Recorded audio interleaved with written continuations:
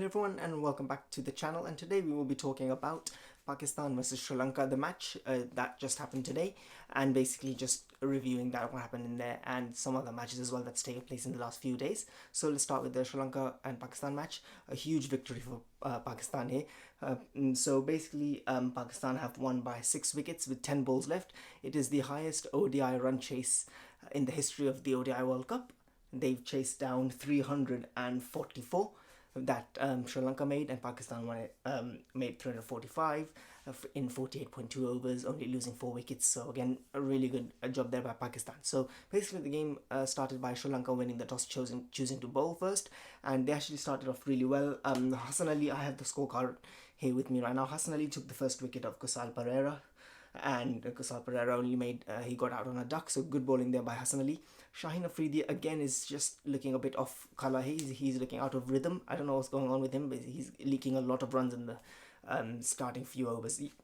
Although, to be fair to him, Imam ul Haq did drop the catch of Kusal Mendes off of Shaheen Afridi's bowling, so there's that. But even without that, he's looking a bit off colour, so hopefully he can get back into his rhythm soon, Shaheen Afridi, because Pakistan will need him in the future in this World Cup as well. And so Kusal Mendes, he got dropped by Imam, and he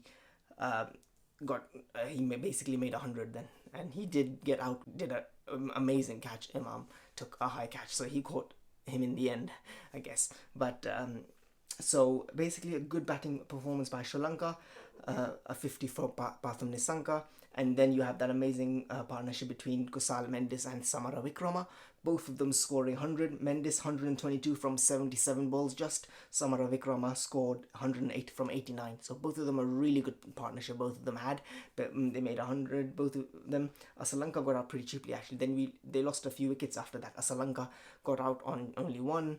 Dhananjaya De Silva 25, Dasun Shanaka 12 only, he's struggling.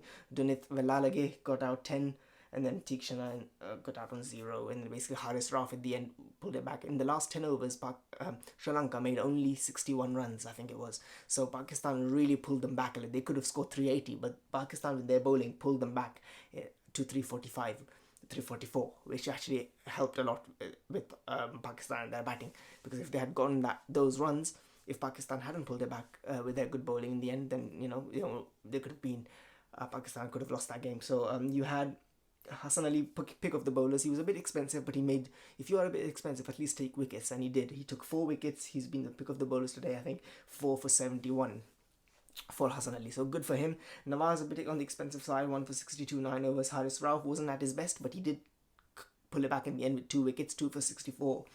Shadab Khan 1 for 55. I think Babar is just giving him 8 overs now, not the full 10, which is good. Iftikhar Ahmed 0 for 22 in his 4 overs, which is good too. I think Iftikhar is doing pretty well actually, considering he's sort of a part-time spinner.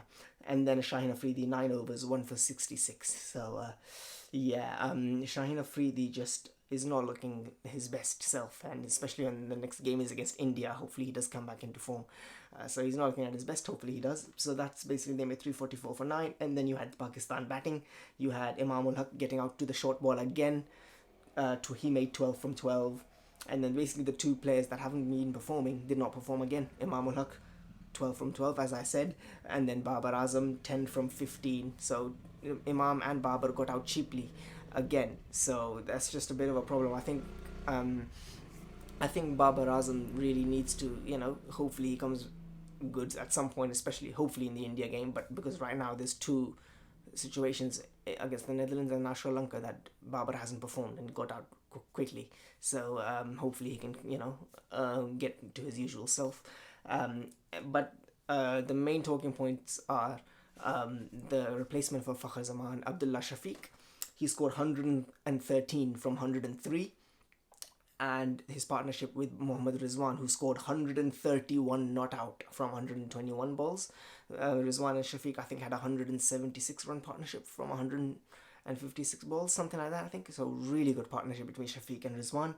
And when Shafiq got out, Saul Shakil came in. He did really well with Rizwan as well. They made a good partnership together as well. Over 50, Saul Shakil 31 from 30. He's looking good. And then Iftikhar Ahmed came in 22 from 10, 4 fours, 220 strike rate. He finished it off. So Iftikhar finished it off really well at a good strike rate as well. So again, our middle order is looking good for Pakistan, especially with Rizwan, Saud, Iftikhar, Nawaz, and Shadab can bat as well. So it's looking good. The top order, Abdullah Shafiq is looking good as well.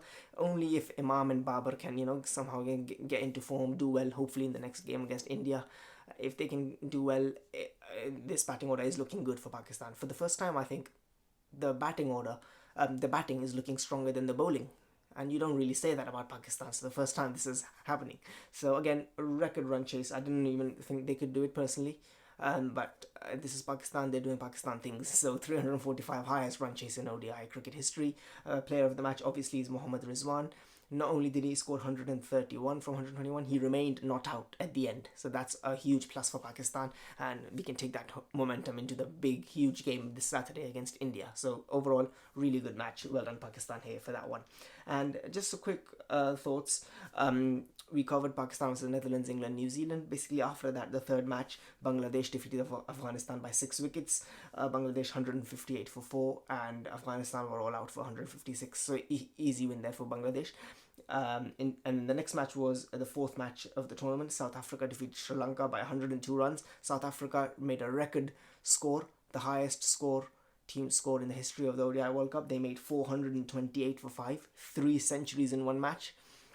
In one innings, actually. Quinton de Kock, Aidan Markram, and Rassie van der Dussen, all three of them were outstanding. Sri Lanka did well, actually, 326 all out. Sri Lanka, they still lost by 102 runs though, but they did well. It's just their bowling, I think they need to work on. I think the accuracy of Pathirana is not that good as well. He needs to work on his accuracy. That's why Malinga with his slingy action was very accurate. He's just young right now, Pathirana, but he'll learn. But so they need to work on their bowling, especially Sri Lanka. So South Africa defeated Sri Lanka. Then after that, India defeated Australia by 6 wickets. Australia all out for 199, and then India were actually 2 for 3, 2 runs, 3 wickets from Stark and Hazelwood. So they did really well, Australia, at the beginning. And then obviously the legend, the chase master Virat Kohli came in. He settled the ship. He scored 85, and KL Rahul scored 97, not out. So both of them had a really good over 100-run partnership, Virat and KL, and they got India back into it. So big players step up on big occasions. KL Rahul did that. He's outstanding, and Virat Kohli obviously shows his class yet again. And India win against Australia by 6 wickets. 52 balls left. A bit of a scare at the beginning, but yeah, they did it pretty convincingly. So it should be they're taking momentum into this to India. So, and for Australia, there's a lot to think about. Their bowlers are not doing too well. I think their spinners, especially Liz Zampa, is out of form. There was no Stoinis, but yes, Zampa's out of form, and they don't really have that much of a spinner, which might be a problem in Indian conditions. If it doesn't swing after a few overs, Stark and Hazelwood in the middle overs, they become nullified a little bit. So Australia have a lot to think about. And then after that, New Zealand defeated Netherlands by 99 runs. They made 322, New Zealand, and then Netherlands failed to chase it down. They were 223 all out. So, you expected this pretty much. So New Zealand as well, 2 from 2 wins. Same thing with Pakistan. They're both at the top of the table right now. And then earlier today, obviously the later match was Pakistan defeating Sri Lanka, which we've talked about. The earlier match was England versus Bangladesh, where England defeated Bangladesh by 137 runs. England scored 364, and the Bangladesh 227 all out. So it looks like England are coming back a little bit. And amazing century by David Malan. He scored 140, so amazing century from there. And then you had Joe Root as well. He did really well in those two matches as well. He scored 82 from 68, so he's doing well as well. But apart from those two, really, actually, the rest after that, Butler, Harry Brook, Liam Livingston, all were out on 20-20-0, and then Sam Curran, Chris Wokes, 11-14. So they still have a few worries, England. If it wasn't for David Malan, they could have, struggled a little bit. He scored 140, and Joe Root as well was good. But apart from those two, the other people need to pull up their socks a little bit with their batting. And in terms of their bowling, Reece Topley did really well. Reece Topley came in for Moeen Ali, and he got a 4 for 43. So he's looking like a really good bowler, Reece Topley. So Mark Wood as well did well, 1 for 29. He came back strong after his New Zealand game. So England, looks like they're back as well, England.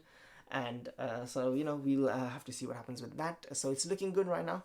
It's an even World Cup right now. We'll see what happens. Tomorrow's match is India versus Afghanistan, and then we'll see. You know, obviously India are famous for that match, but who knows, Afghanistan, you know, they can be a bit tricky sometimes, especially on spinning tracks they're facing in Delhi. So I don't know if it's that much of a spinning track, but they have three quality spinners as well. So we'll see what happens with that. So yeah, that was basically a roundup of the last week's matches. A huge victory today by Pakistan. That was the main crux of the video. So we'll see what happens going into the big game, Pakistan versus India. So ladies and gentlemen, that's it for the video. Thank you for watching.